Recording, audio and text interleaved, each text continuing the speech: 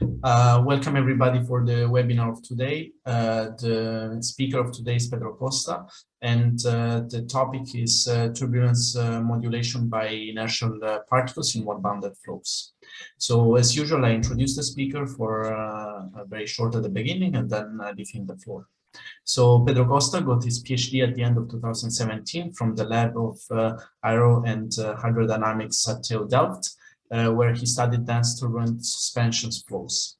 He then moved to KTH Mechanics in Sweden and as a postdoc for 2 years, where he investigated dispersed multiphase flows and worked on the development of numerical methods for interface resolved simulations of phase-changing flows.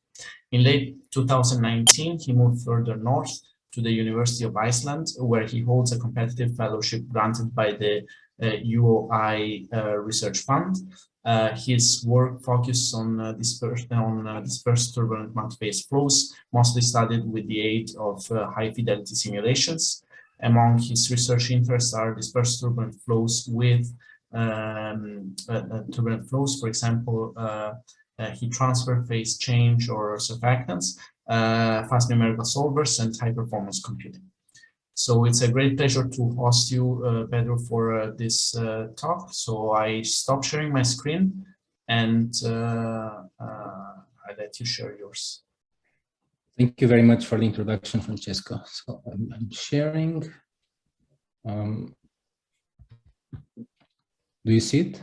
Yeah, we see your screen. Now it's in presentation mode. Excellent. Okay, so I'm just going to get started. Thank you very much again, Francesco, for the introduction, for the invitation to present in this nice series of webinars. And thanks also a lot for this nice service that you present to the community. It has been an amazing series, and I'm really, glad to be part of it. So the title of my talk is Turbulence Modulation by Inertial Particles in Wall-Bounded Flows. And even though the title is quite general, I'm going to talk about what we learned by studying these flows with so-called particle resolved or interface resolved particle simulations. So this is a visualization of a flow that's not of a turbulent channel flow laden with small inertial particles colored by their local Streamwize velocity. It is not an interface resolved simulation. It is a point particle simulation, but it sort of it shows a bit what one typically sees that's highly non-trivial about particle laden flows, that we get highly inhomogeneous distribution of particles among the shell. It's extremely hard to predict and extremely hard to model. And today I'm going to talk a bit about what we learned recently about these flows using a different approach to simulating them. So first, before moving forward, I would like to acknowledge some people. Wim Paul Braham, he was my PhD supervisor and developed most of the numerical method which I use to perform these ambitious simulations. Luca Brandt from KTH in Sweden, now also with affiliation with NTNU, who is co-author of the studies I'm going to present today, together with Francesco Picano. We just became a full professor at University of Padova. Some people from NVIDIA, Massimiliano Fatica, Everett Phillips, and Josh Romero really helped us porting our numerical solvers for simulations on many GPUs. And without their help, we would really get stuck, because there's this porting nowadays still highly non-trivial, especially for elliptic solvers, where you need to do, two-dimensional fast Fourier transforms and things like that. And of course, my colleagues from University of Iceland, Austis Elgadottir and Halvor Paulsson. And maybe I should also say on this regard that we just got recently funding for direct numerical simulations of gas liquid flows with application to geothermal systems. We have money for at least a few PhD positions. So if you are interested in coming to Iceland for a PhD on this topic, please reach out to me. Okay, so this is the outline of the talk. I'm going to give first a brief motivation. Then I'm going to talk about sort of the modus operandi to perform this ambitious interface resolve direct numerical simulations. Then I'm going to speak about what we learned about neural turbulence modulation by small inertial particles in turbulent channel flow. and I'm going to conclude. So the motivation, and being in Iceland, what better motivation than the infamous Eyjafjallajökull eruption in 2010, as a good example of a single localized event that caused distinct important particle flows with different modeling challenges. So, of course, near to the eruption site, we get a dense turbulent jet and plummet with small inertial particulates that very fastly disperses at the planetary scale. And you may remember that at the time, especially if you are European, there was complete block in air traffic control due to this dispersion of the particulates, and for good reason, because if these particulates interact with a turbine blade, they can melt and then resolidify, causing extreme damage to the jet engine and possibly failure. So what I'm going to answer now, what are the ingredients for modeling these flows with high fidelity? So to know the answer to this, first we need to somehow categorize the different regimes that we have, and this is traditionally done like so. So for small volume fractions of particles, and also small mass fractions of particles, so you can think of particles that are not too heavy and also not too densely populated, we have a one-way coupling regime where the particles are not dynamically significant. They do not alter the turbulence. This is a so-called one-way coupling regime. So then if we move in this direction, so if we increase the mass fraction while keeping the volume fraction constant, so for instance, considering heavier and heavier and heavier particles, the particles become dynamically significant, but they're still very unlikely to interact. And this is the so-called two-way coupling regime, where particles will alter the turbulence, and the turbulence, of course, will dictate as well the dynamics of the particles. Then if we move to the right, the particle interactions can grow important, and we enter in the so-called four-way coupling regime, where all these mechanisms become important. Of course, you can imagine this would be the easy mode of modeling this game. This will be the moderate, and this will be the sort of the hardest challenge, of course.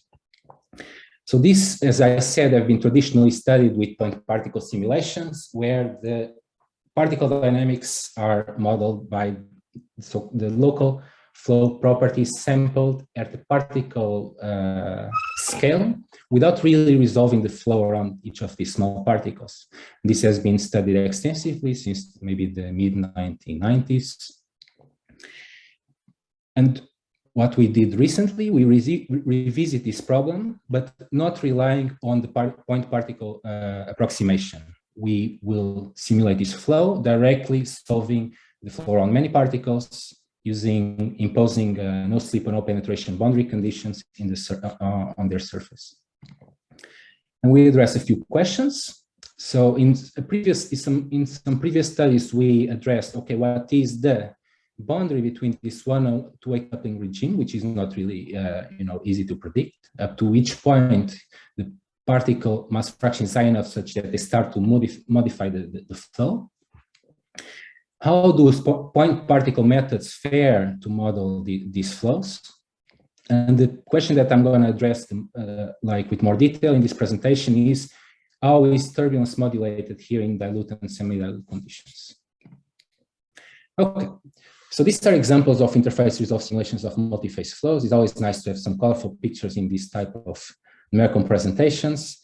So this is a project of dispersed bubbly flows with Zahir Ahmed, Metin Muradoglu, Daulet Basarov, and Luti Tamisola. That we studied vertical bubbly flow without surfactants, and with surfactants, what we see when we add a small amount of surfactants to this flow, Marangoni stresses induce migration of the bubbles towards the center of the channel, and you get immediately this creation of a nice turbulent flow. And here, example of a numerical method for phase-changing flows, and that we developed with Nicolas Capin and Luca Brandt at KTH. The challenge here from a numerical standpoint is that when we have phase change, due to mass conservation, we start to have a jump in velocity across the interface.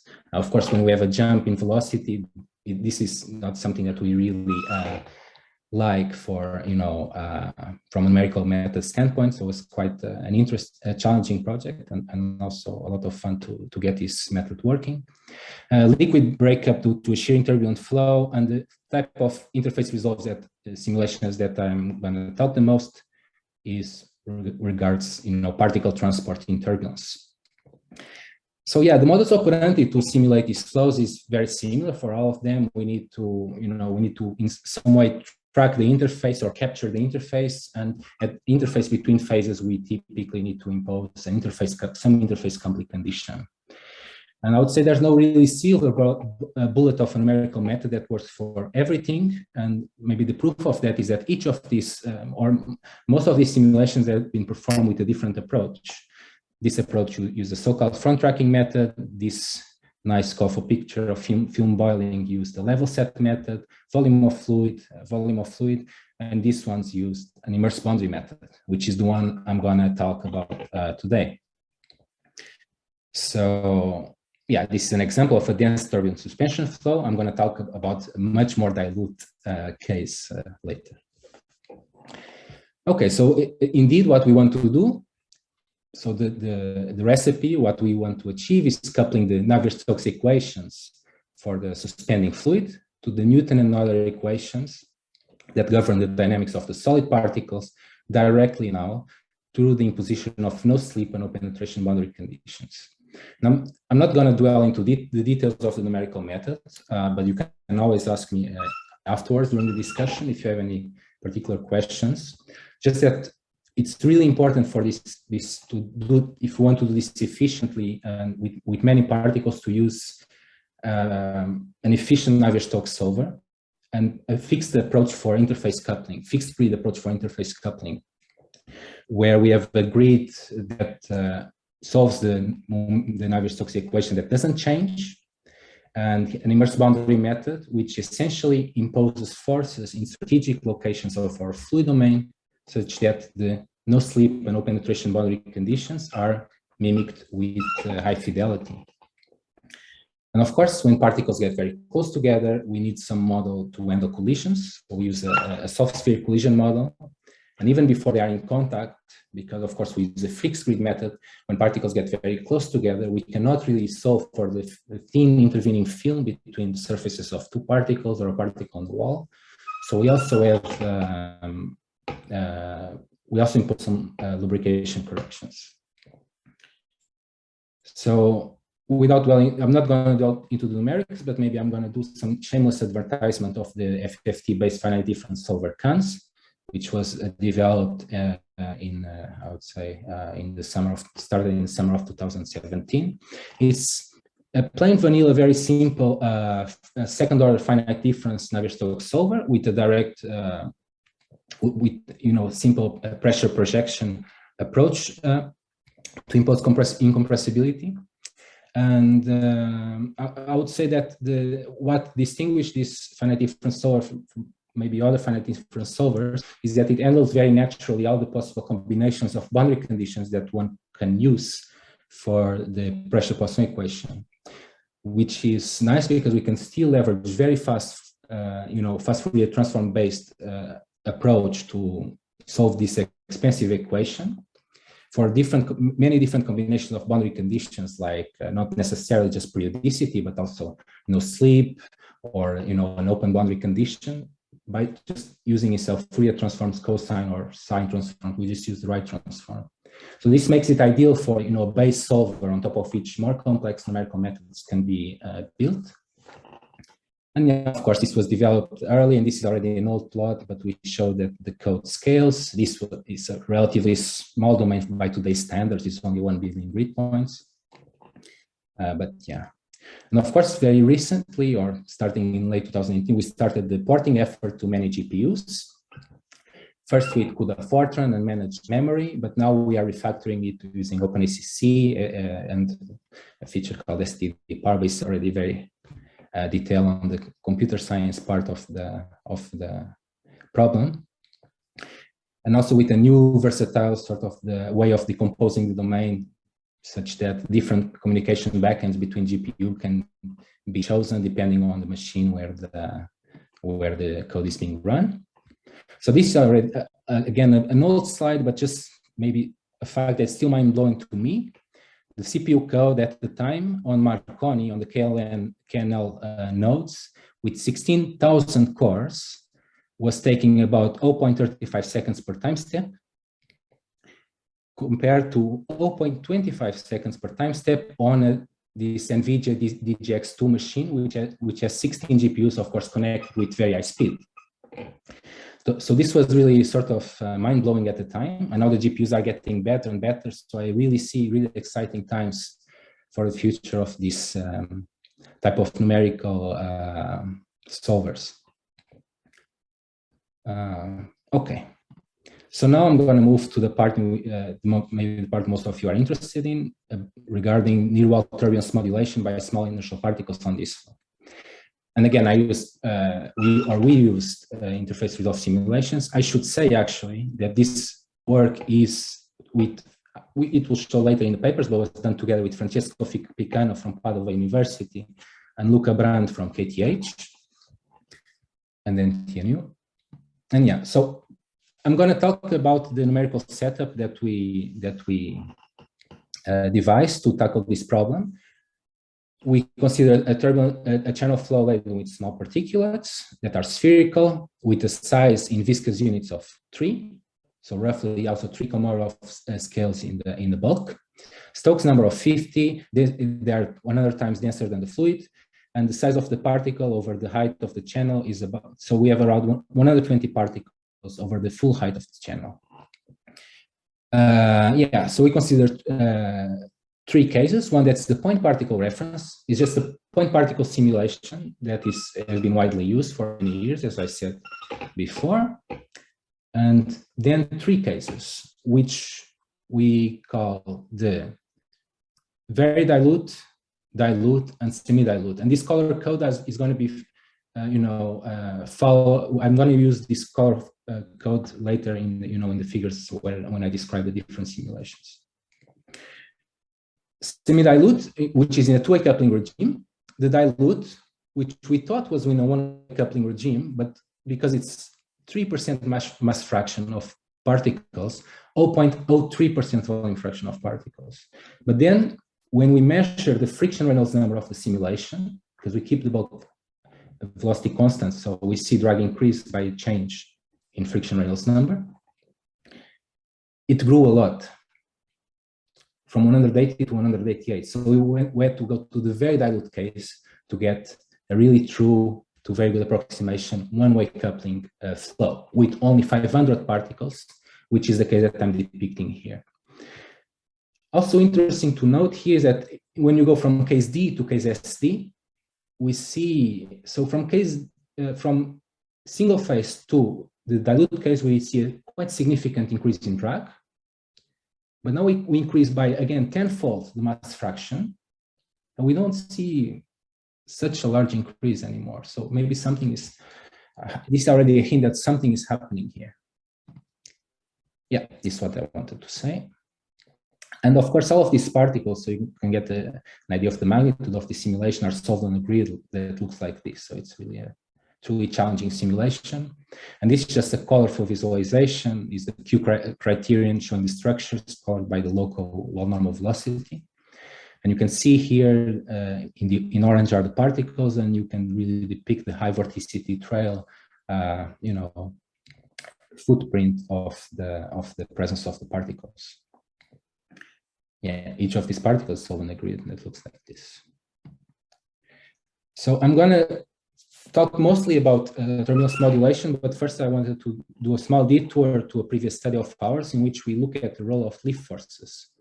So we compared the point particle simulation with the resolved simulations. And of course, we did a lot of comparisons, but one that is maybe meaningful to put everything in one slide is the time particles reside in the viscous sublayer. The point particle simulation showed them, so it's PP, showed the 1 order of magnitude higher amount of time that particles were residing there with respect to the resolved simulations, which we take here sort of the ground truth. And when we look at this residence time and we compare it to the, the time a particle in a wet flow simulated also with this immerse boundary method takes to leave, a viscous sublayer at matched, Reynolds number, we see that the time quite matches. So we conclude that instead of just coupling, using the standard point particle method, which is approximate to a balance between inertial and drag forces with a nonlinear drag, that lift forces were also important. And we published this in the previous study in JFM, and it's very important also to read this accompanying corrigendum. It's actually a funny story, but I'm not going to dwell into it right now, in which we show the importance of lift force and also the form of lift force, which gives perfect match between the resolved simulations and the point particle simulations. And this I present here because it's going to become important also for the turbulence modulation, as we shall see. Okay, so now moving to the turbulence modulation part of the talk, I show you some visualizations of the different cases. And what I want you to appreciate is that to the eye, the first three cases, I mean, to the naked eye, apart from the vorticity trail of the particles, we don't see an obvious modulation of the turbulence. Instead, when we look at this amygdaloid case, we see a huge disruption of the neural structures. Everything becomes much messier. And if we then look at it more finely, what we see is that the neural streaks become wider. The maximum streak amplitude is achieved at a higher wall normal location for the semi-dilute case. And these are typically signs of turbulence attenuation and drag reduction. So, yeah, we confirm this by looking into the, the span-wise autocorrelation of Streamwize velocity. And that's indeed what we observed. So now if we look into other statistics, here I show the mass fraction profile for these three cases. The very dilute again is the blue, the red is the dilute, and the green, the semi-dilute. And we see that as we increase the mass fraction, the turbophoresis seems to decrease. So particles are less prone to go towards the wall. This is partly attributed to lift forces because, as we said, the wall friction increases. So shear-induced lift forces will also be, more promoted. But yeah, and we really, and here by looking at this plot on so this is normalized by the bulk value. This is the nominal value. And if we see here the red line, case D, we really understand why we see such a turbulence, such a modification of the drag already for this dilute case. Because a lot of particles migrate towards the wall. And even though in the bulk we have a dynamically insignificant mass fraction, at the wall, we have a dense layer, and this causes the drag increase. Then for the semi-dilute case, even though we see a smaller peak at the wall, we note that in nominal value, it's sort of quite high, the mass fraction over the entire channel. So they really modulate the turbulence across the whole channel. Then if we look at the particle velocity profiles, and maybe if we focus here on the slip velocity between phases, we see that particles flow faster in the fluid near the wall. Note that this is a logarithmic scale. And, slightly after the buffer layer, they then start to go faster than the fluid. And this is sort of expected because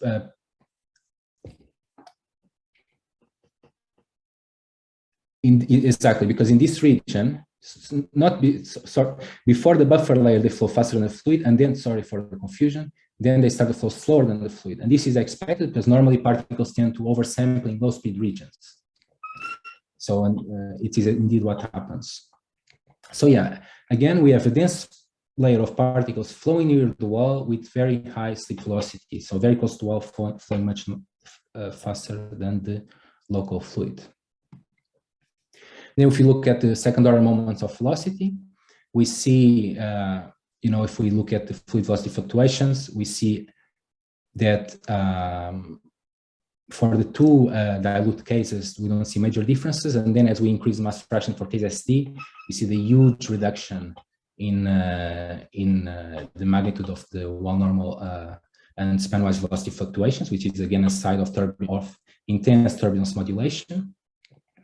And we also see that the particles tend to decrease the anisotropy of the fluid fluctuations in the bulk. So the streamwise fluid fluctuations become higher and the others become smaller. And then the particles, they are sort of slow. The particle velocity fluctuations are smaller than those of the fluid, except very close to the wall, where the fluid ones go to zero and the particle ones don't.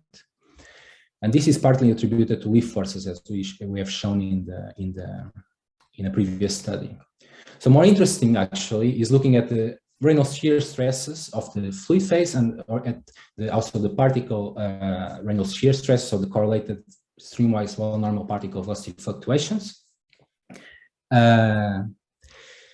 are quite correlated to those of the fluid, but near the wall, we have a huge increase in correlated particle velocity fluctuations for all cases. Again, the symbols will always be particle quantities and the lines always fluid quantities.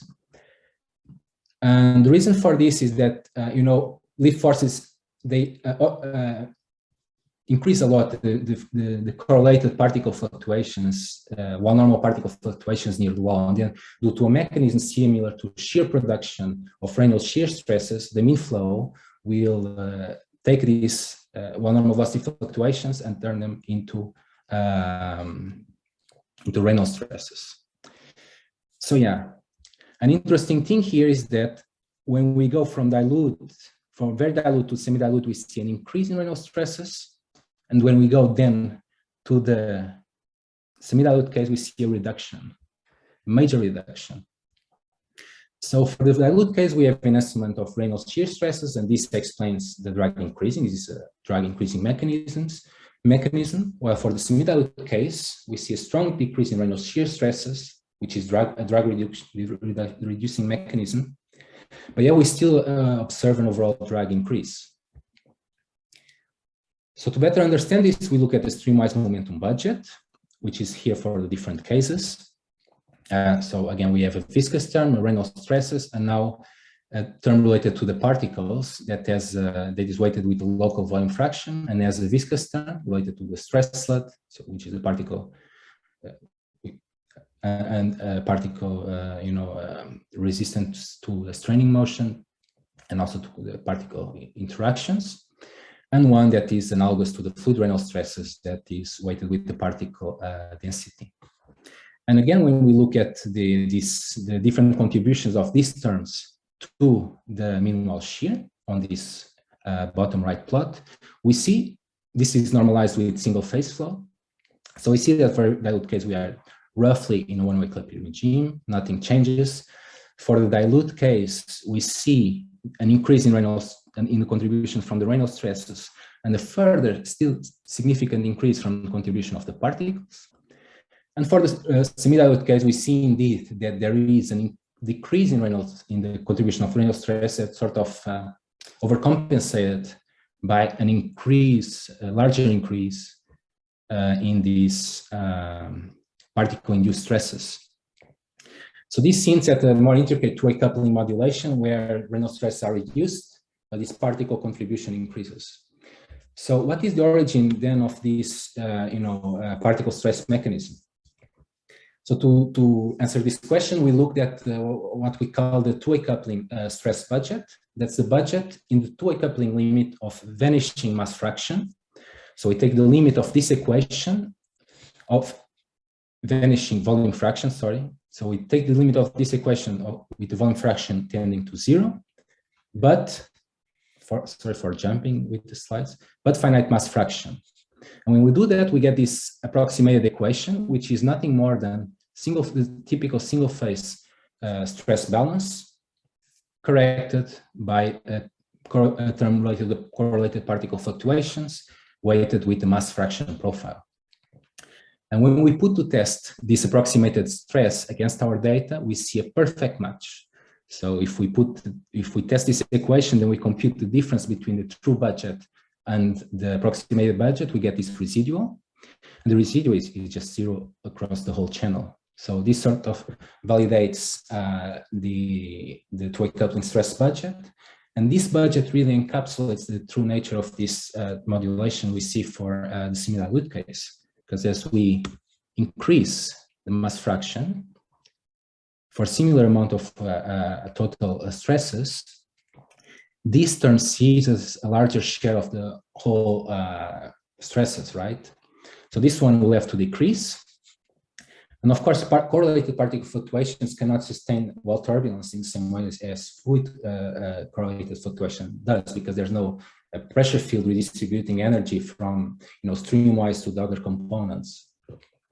So for this reason, we see this decrease in these symptoms of drag reduction, because turbulent stresses increase and particles correlated particle fluctuations cannot sustain by themselves wall turbulence.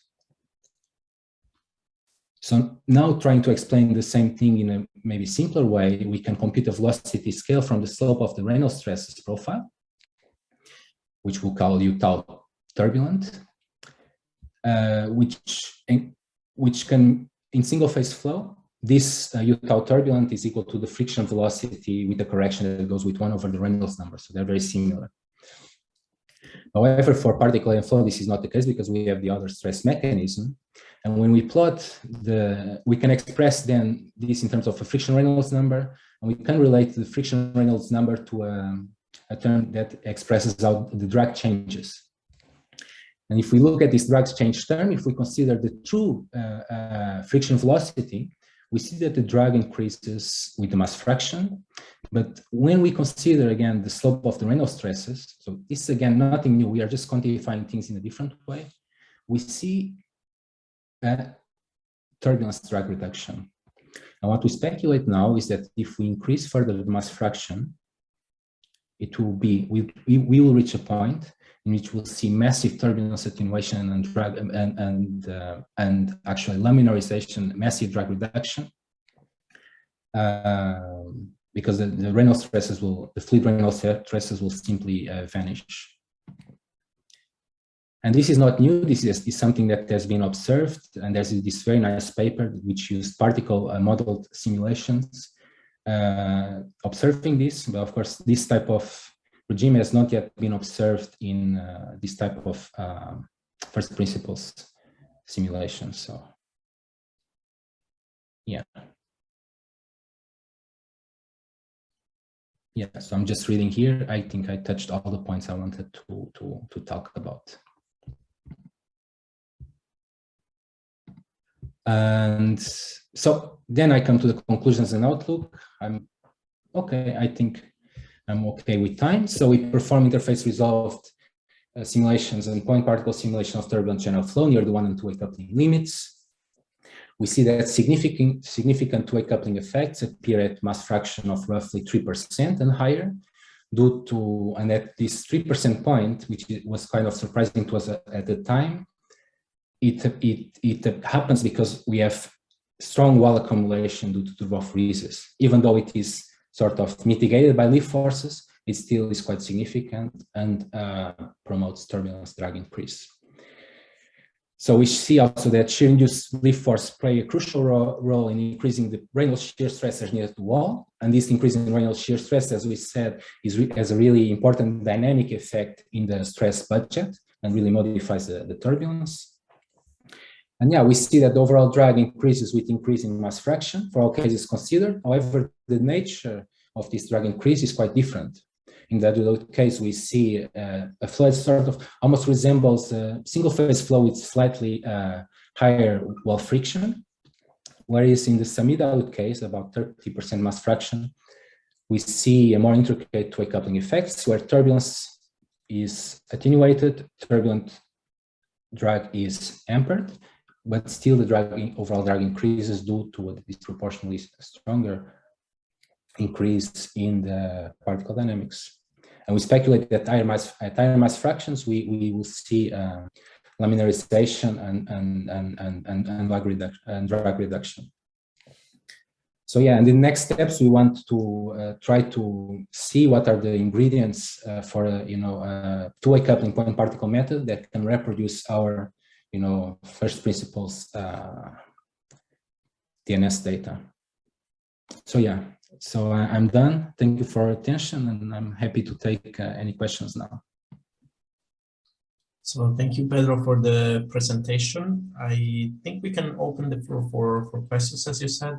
So to whoever is, to all the participants, just feel free to unmute your mic and ask your question.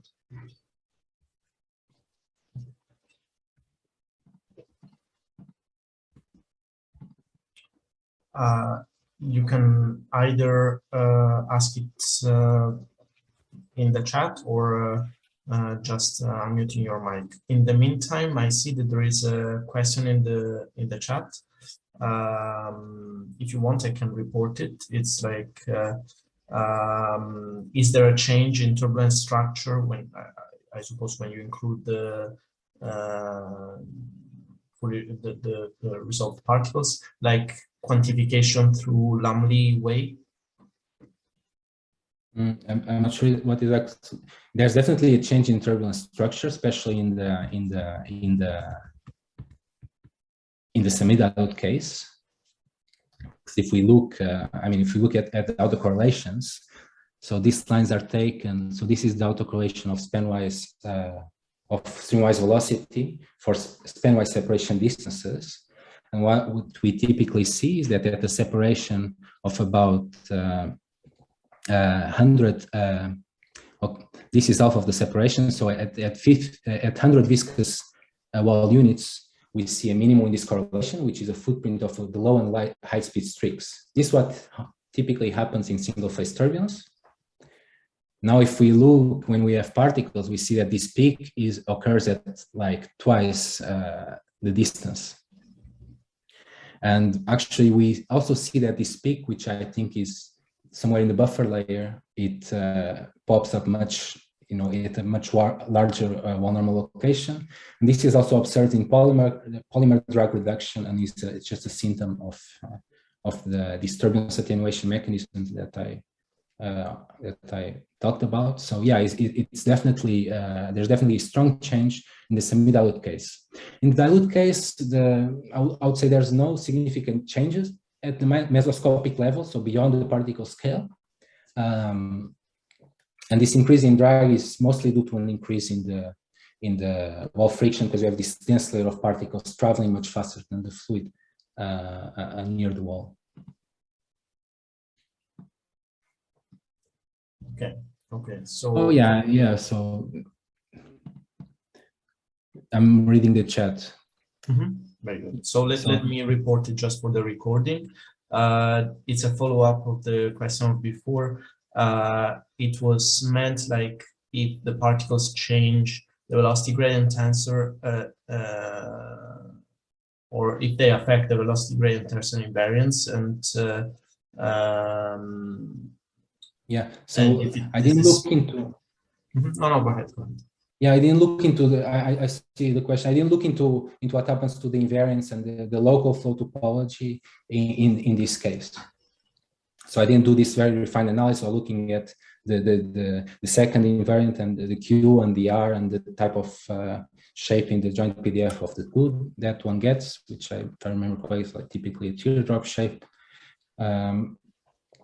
I didn't look into that, but I would say, I would guess that you would see something similar to a single phase flow at slightly lower Reynolds number for the semi-dilute case. But I didn't look into the flow topology, so I'm not sure. Okay.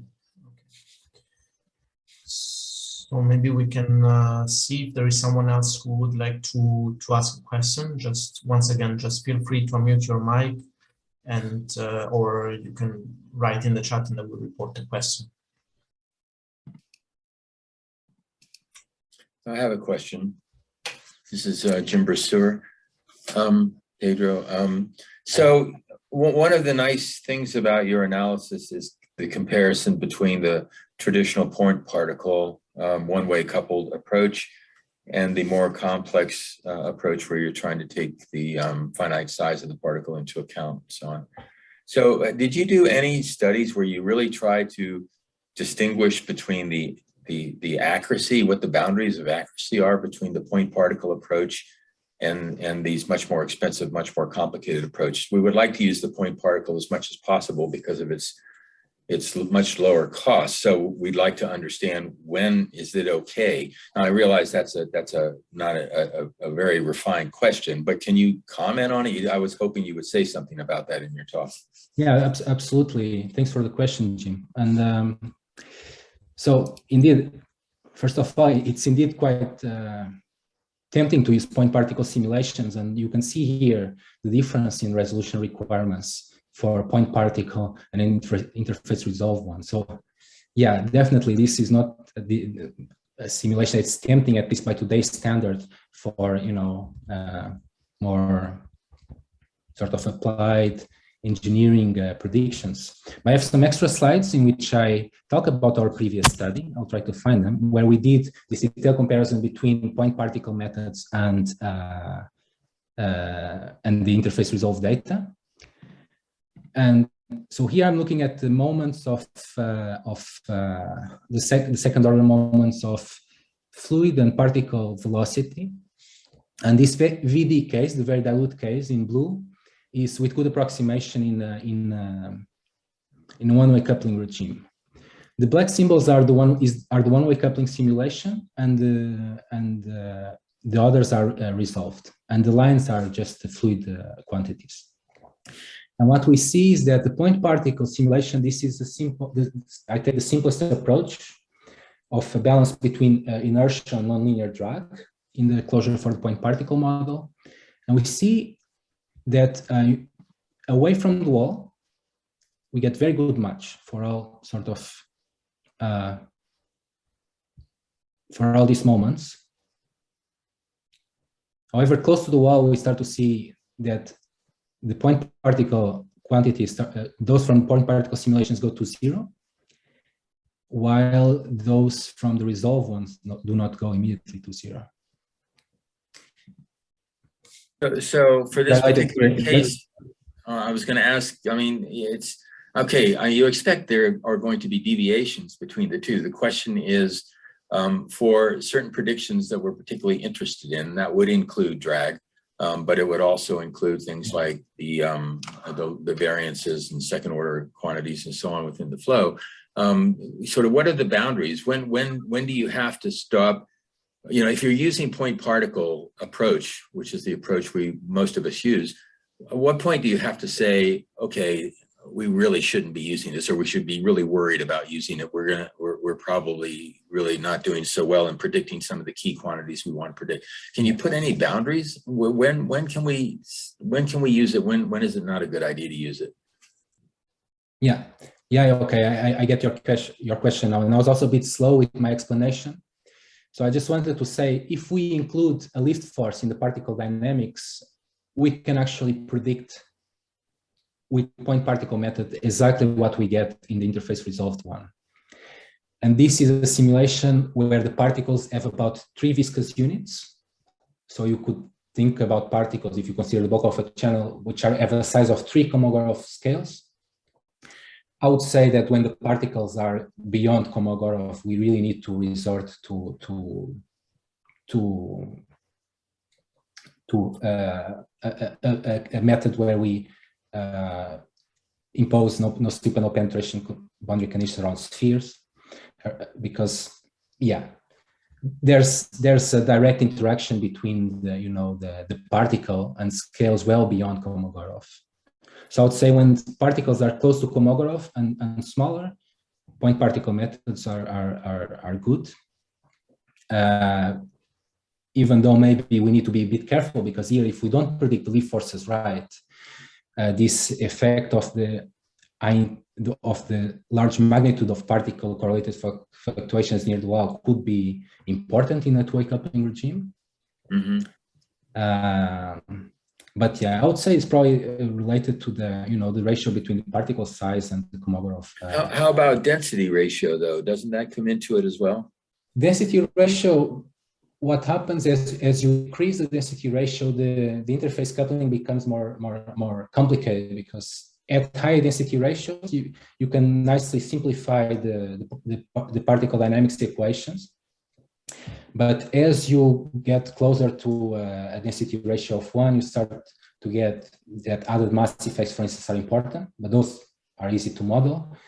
But also maybe history forces that are related to the shedding, the acceleration of the particle boundary layer, and yeah, when the flow is either non-uniform, you can get also correlation for finite size effects. Yeah. So your rule of thumb is basically based on the size of the particle relative to the Kolmogorov scale. That's your rule of thumb is basically based. I think the particle dynamics become more complicated as the density ratio decreases, but there's very nice, well-defined Maxi-Reilly equations that, in the limit of 0 Reynolds number, they are supposed to be quite accurate. So for vanishing particle Reynolds number. Right. All right. Thanks. Thank you. Okay, so let me ask a quick follow-up to this question of Jim, because I had a question regarding like the impact of the particle on a kind of an effective viscosity you can define. Can you somehow explain up to which point such an effect has an impact on the modifications of the particles on the flow, and when we should stop thinking in terms of effective viscosity? Yeah, of course. I would say that this thickening effect of the particles, so an increased viscosity due to the presence of particles, this effect scales with the volume fraction. Mm-hmm. So if you look here at the stress budget, we have the local volume fraction times this particle stress, and this sort of viscous term where you could then lump it somehow into an effective viscosity. This term pops up it would grow important if you decrease also the density ratio, because here we have the rho p that's 10 times the density of the fluid. So this term is quite dominant. But suppose that that rho p is 1, then I would say for volume fractions beyond 1%, an effective suspension viscosity, which results we have seen shown in previous studies that results in sort of thickening of the flow.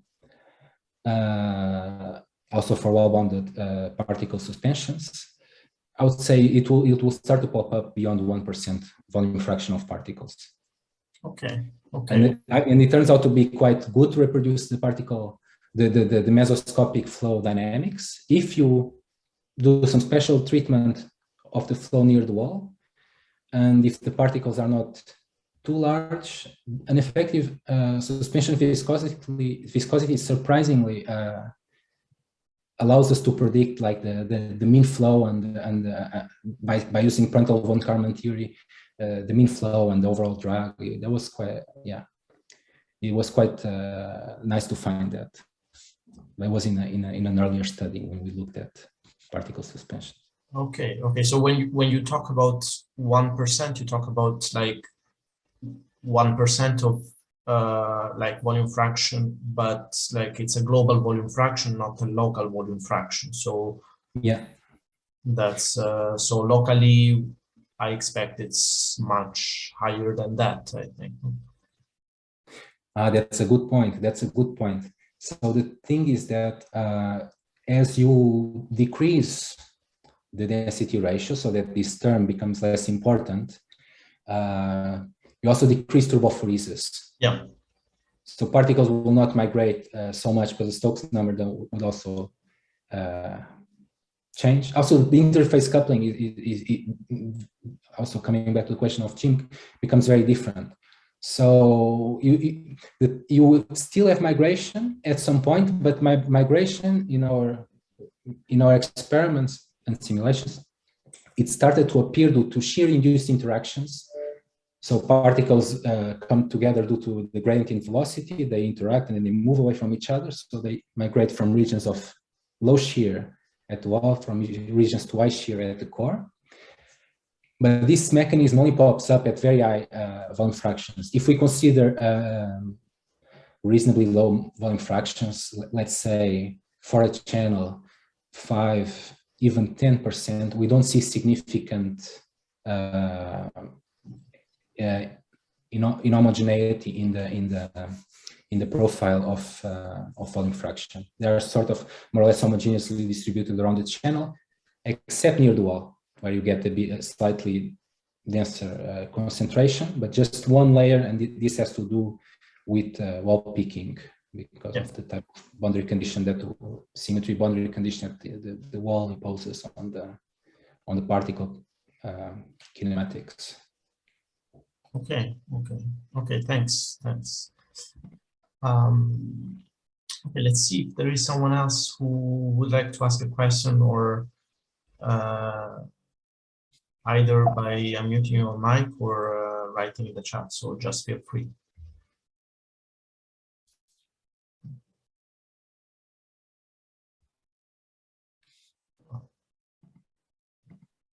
Please, maybe. I have some more questions if nobody else is going to ask questions. Thank you, Jim. Okay. There's also this part of your calculation that is the particle-particle interaction model, but it's a model. You're not calculating, a DNS of particle-particle interactions. So you're modeling that. So then the question, as a modeler, then the question comes up, I don't know how you can quantify this, but in some sense, what percentage of particles are undergoing particle-particle interactions at a significant level? And that would have to be quantified, what we mean by significant level. But to get some sense for just what, how important are these particle-particle interactions? Obviously, as the volume fraction increases, the number of interactions between particles will increase. But to get some quantitative sense for that, did you do any analysis to sort of get some sense for what percentage of particles are actually undergoing significant interactions with neighbor particles? Yeah. So you can do some estimates. Of course, after you have done the DNS, you will know. These are quite dilute cases. So particle-particle interactions are mostly unlikely, except for the semi-dilute case. One rough estimate that you can do to see this effect, you can just look at in terms of volume fraction. You can consider the volume fraction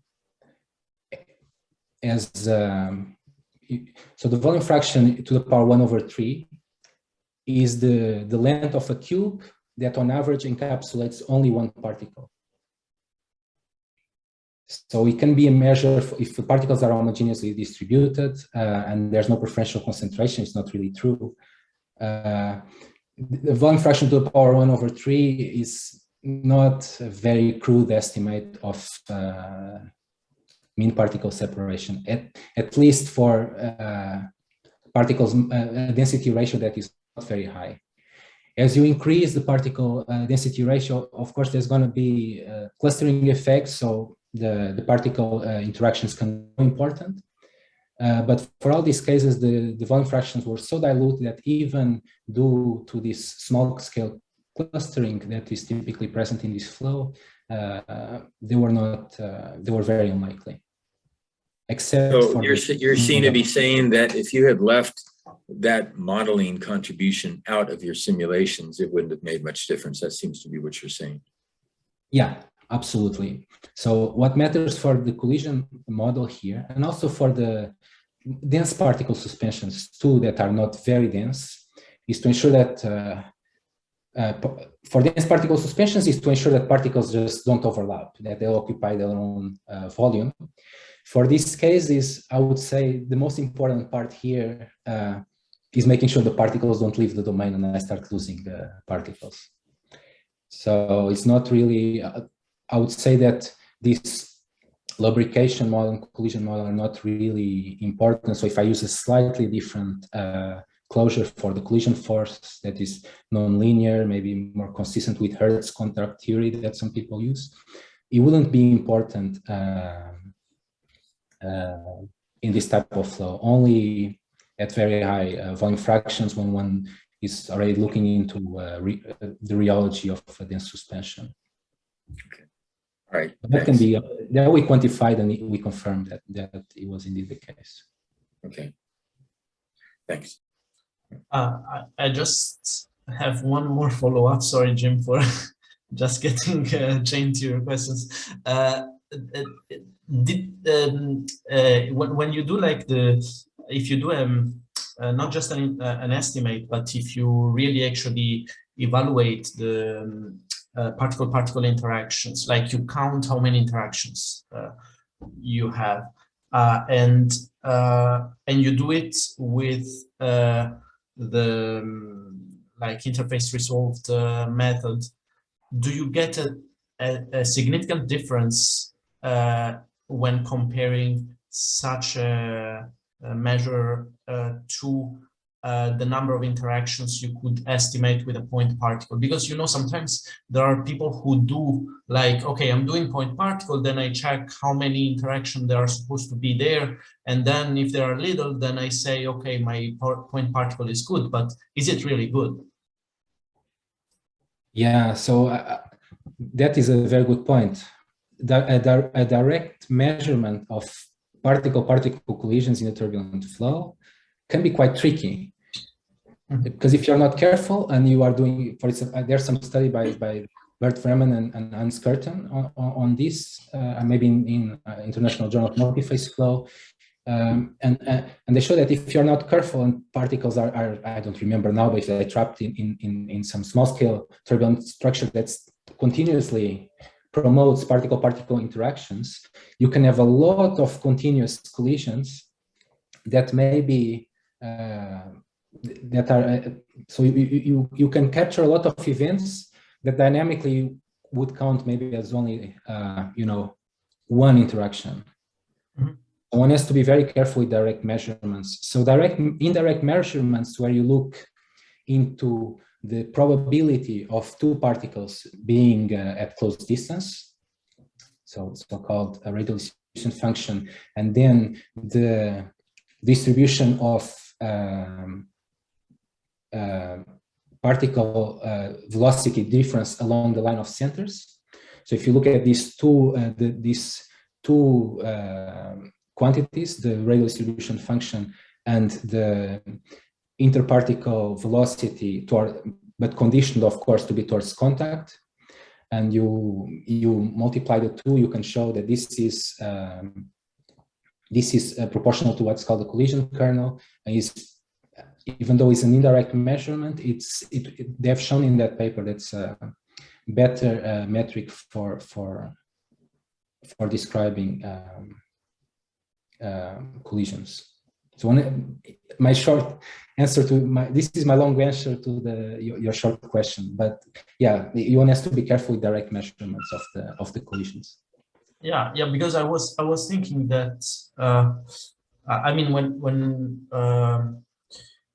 when I was thinking about interactions, I didn't straightly thought to collisions actually, because also like in a point particle method, whenever you check an interaction, you check for collisions more or less. So overlaps of actually the point particle gets kind of materialized with a certain volume, and then you say when the volumes kind of overlap, that's I can count it as a collision. But in this case, okay, you still have a model to interact when to simulate when the particles kind of collide, but you also have the effect of lubrication gaps between particles, which is actually already an interaction kind of thing, because they due to the presence of a particle, the other one will feel a force transferred through hydrodynamic forces, but still, I mean, that's an interaction itself. So if we account for them, might be the estimate would be quite different, but I'm not sure. Yeah, indeed. And this is the type of interaction that I completely agree with you. It's a type of interaction that's much more difficult to model in a point particle method. So of course, part of the drag, part of the dampening of the particle velocity is in the drag itself. Yeah. So you need to account for that when devising the lubrication model, and yeah, it's quite. I would say I'm not sure if it's very trivial to account for that in point particle methods, but it's quite important indeed. I would say if one wants to capture really the dynamics of the particle-particle collisions, well, especially I guess the time scale will be completely changed. Okay, thanks.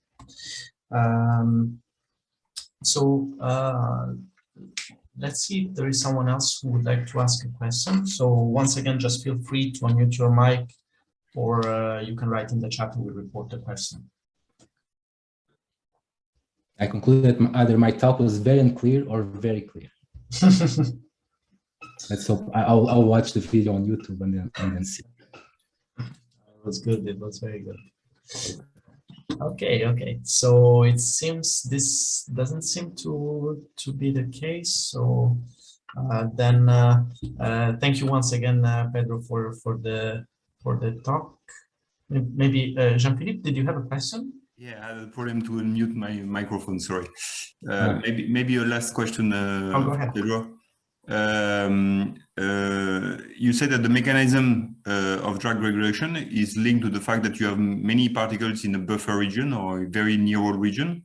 So in your case, the Reynolds number is quite low. So the buffer region is, let's say, a significant part of the neural region, let's say. But what do you expect at a much higher Reynolds number? Is it the neural streaks which are, let's say, responsible of this, or what kind of turbulent structures could be responsible of the mechanism of drag reduction when interacting with the particles, let's say? Yeah, it's a good question. So the nature of the drag increase is indeed having this dense layer of particles, and yeah, what would happen at higher Reynolds number? At higher Reynolds number, if I would keep the particle size fixed in terms of channel with respect to the channel height, then I would at some point I would have a completely different particle dynamics, because they start to be locked to larger turbulence scales. So yeah, then we get a completely different.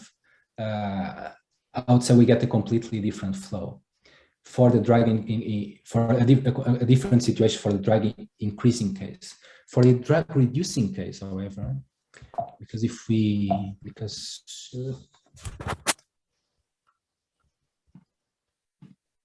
perhaps this mechanism still holds, that this term that's related to the mass fraction correlated particle velocity fluctuations, if the particle size in viscous wall units increases with the, of course, increasing Reynolds number, but doesn't increase a lot. So maybe if we consider, so we increase the Reynolds number a lot and we consider small particles with slightly larger size in viscous wall units, but not 100 viscous wall units, I would say that this mechanism will be still there, because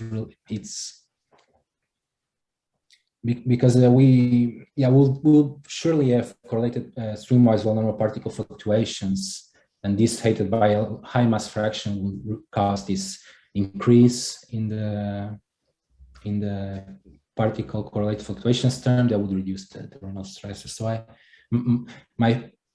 at first glance, I would say that maybe the mechanism for drag increase to the increase wall shear will change a bit, because maybe particles will not be so prone to oversample the low speed streaks, but the one for drag reduction will still be there.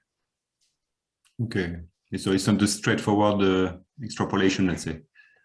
Yeah, I think when we start to consider finite particle sizes in a turbulent flow, and it's already borderline finite size, when we really start to increase the size even further, I think it's very difficult to predict. At least for me, I mean, I can do the simulation check, but predicting is quite hard, I would say.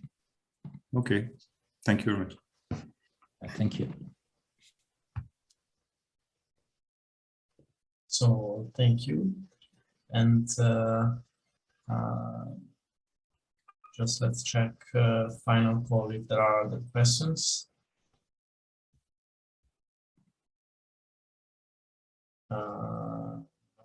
Okay, so thanks once again, Pedro, for the webinar. Yeah, thank you very much for the invitation. It was a pleasure. Thanks everyone for attending and sticking until the end. And yeah, look forward to see you next time on the next webinar.